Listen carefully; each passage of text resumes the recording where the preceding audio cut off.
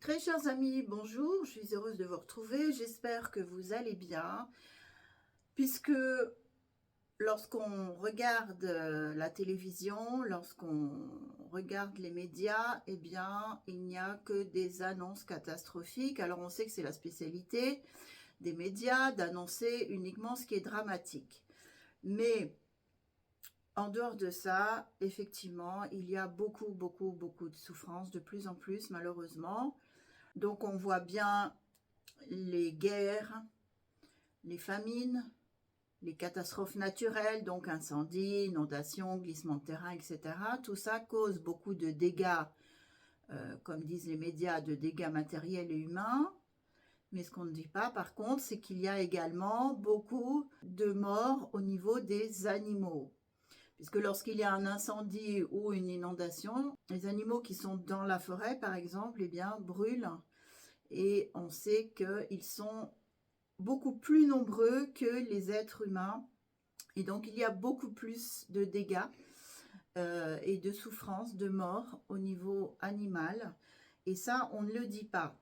Donc, nous le savons. Nous savons également que le Bouddha de la compassion, Chenrezig, est là pour aider les êtres. Mais si on ne l'implore pas, effectivement, il n'intervient pas. Donc, il faut l'implorer et surtout réciter son mantra qui est très simple, puisqu'il contient uniquement 6 syllabes qui sont Mani Padme Hum. Et en récitant Chenrezig, eh bien, on demande à ce qu'il aide les êtres à sortir de cette souffrance infernale. Alors, ce qui est bien dans le mantra de Chenrezig par rapport aux autres mantras, eh bien, c'est qu'on peut le réciter n'importe où, n'importe quand.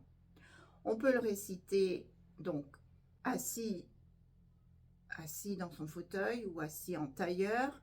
On peut le réciter en conduisant, on peut le réciter en marchant, on peut le réciter en cuisinant. Voilà, les Tibétains le récitent absolument à longueur de journée et ils l'appellent d'ailleurs le mani de façon courante. Donc ce mantra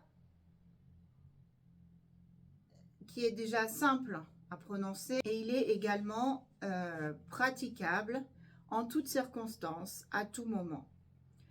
Donc je vous encourage à le réciter pour que la souffrance diminue. Nous avons, avec Rinpoche, nous avons créé une page Facebook qui s'appelle 100 millions de mantras de Chenrezig. Donc vous pouvez vous engager dans une récitation de Chenrezig de la durée que vous souhaitez, hein.